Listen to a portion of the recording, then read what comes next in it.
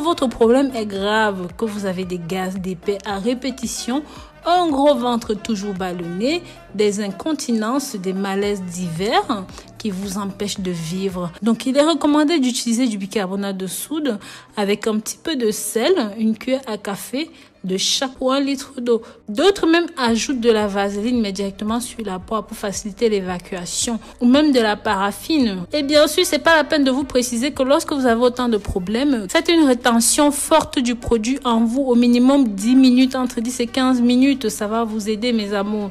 Le lavement intestinal est un procédé efficace qui consiste à un lavement en profondeur du gros intestin.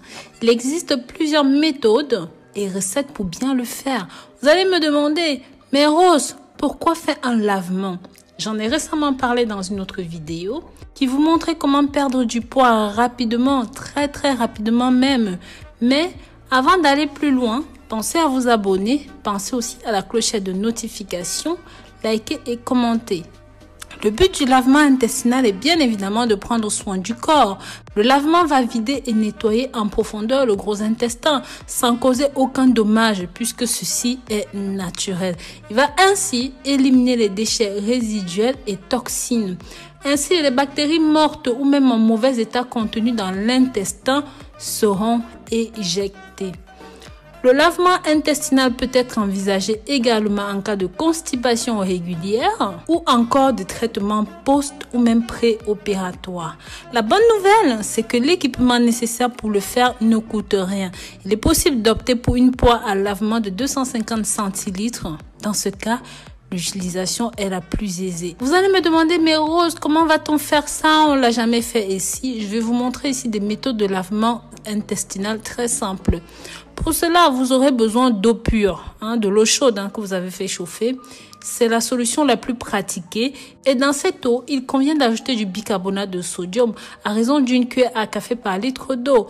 Ou même encore l'eau soda en pâte. C'est quoi le soda en pâte? L'association de l'eau pure et du soda en pâte permet au cours du lavement intestinal de ressentir un profond bien-être. C'est un confort supplémentaire en plus des vertus de nettoyage de cette méthode. Vous pouvez aussi utiliser le café. Dans ce cas, les proportions sont les suivantes, à savoir 3 cuillères à soupe de café par litre d'eau.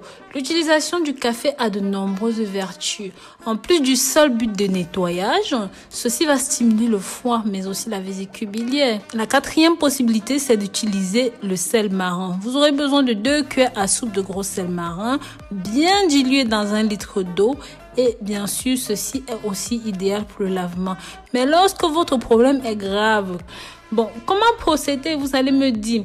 Comme on a dit plus haut, ça dépend de la recette que vous avez choisie, bien sûr. Mais en général, il faut chauffer de l'eau pure ou même de l'eau de source pour ceux qui n'en ont pas. Il faut ensuite lubrifier suffisamment la canule ou même la poire avant de l'utiliser pour ne pas que ça soit désagréable pendant l'utilisation. Pensez à diriger vers le nombril. Cette astuce est tout simple. Ceci facilite grandement l'insertion. Pendant la durée du lavement intestinal, le receveur peut à loisir masser au niveau du ventre afin de faciliter encore plus la circulation du liquide dans le ventre. Et bien sûr, toujours. Et ceci aussi aura pour but d'éviter toute crampe.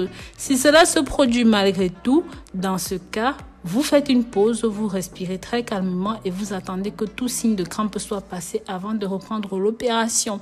Il est très important que le débit du produit de lavement soit très faible, à basse pression. Lorsque vous propulsez le contenu de la poire à l'intérieur, vous le faites très lentement, mes amours, tout doucement. La position du receveur est également très importante dans la bonne marche du lavement intestinal. Pour cela, plusieurs choix s'offrent à vous. Vous pouvez vous allonger confortablement sur le dos en ramenant bien les pieds vers le bassin, jambes pliées, ou alors vous vous mettez à 4 pattes. Ceci est une position idéale pour éviter l'inconfort et les crampes. Allongez-vous aussi sur le côté gauche avec une jambe droite très bien remontée près de la poitrine, alors que la gauche reste légèrement flétrie. Lorsque l'administration du produit à l'intérieur est terminée, le délai avant de l'expulser naturellement dépendra de chacun.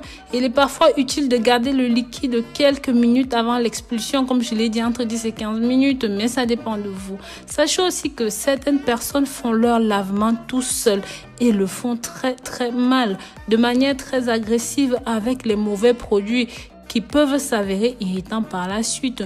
Du coup, ces lavements peuvent ne pas soulager, mais plutôt détériorer l'état de la personne concernée. Et ceci n'est pas forcément conseillé.